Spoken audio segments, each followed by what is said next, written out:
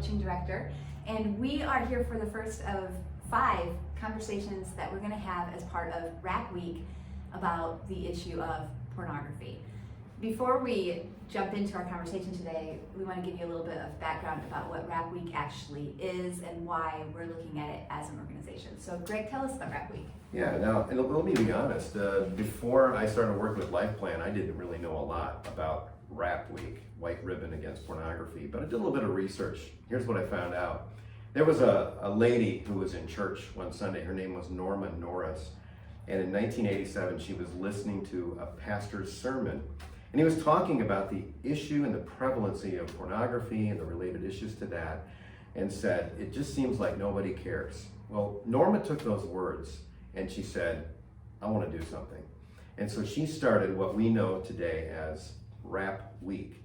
And it's an awareness, it's to heighten awareness.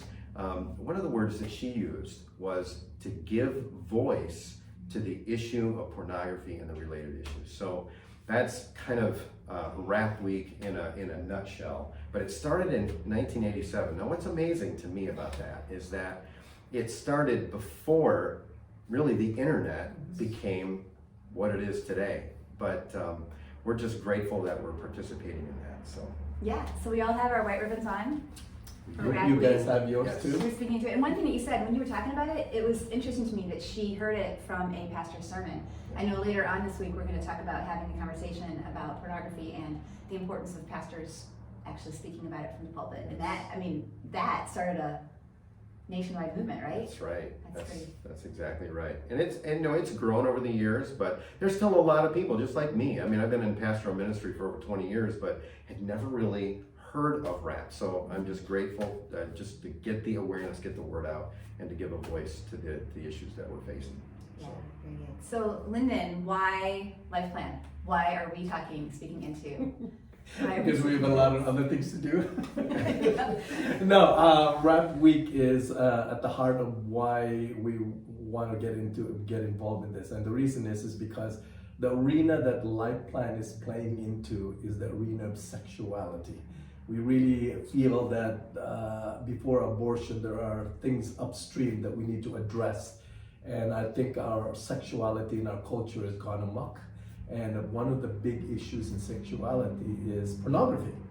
And can I share just a little bit of some stats? Yeah, please do.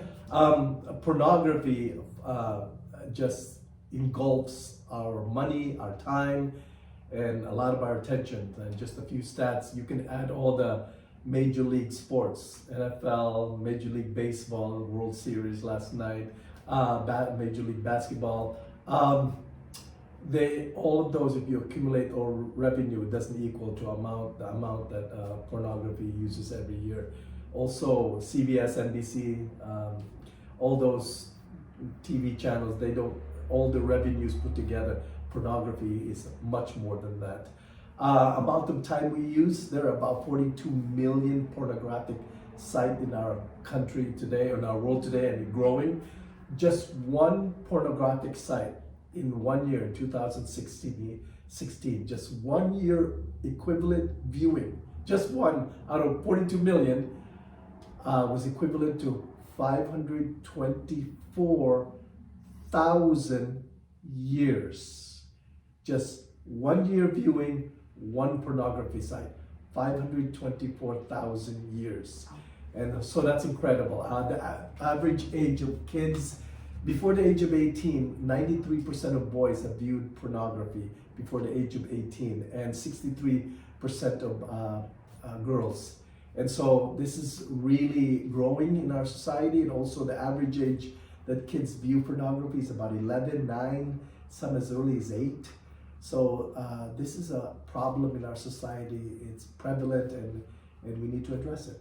Yeah, I just can't even get my brain around those stats. It's hard to think of.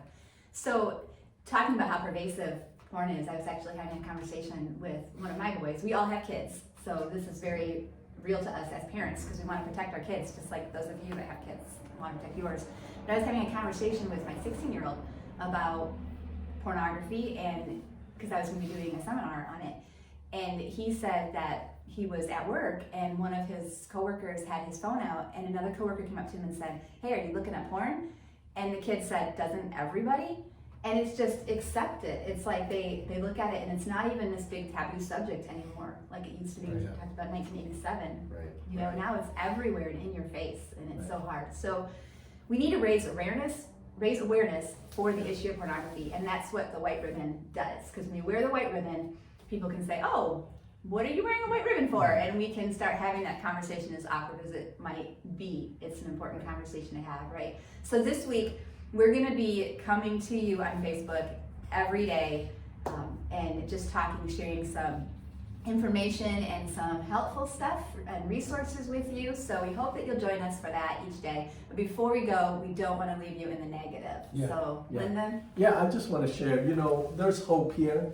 There's always hope in restoration because Christ continues to reign. And our hope is that He will heal the hearts and souls of people who are struggling with porn.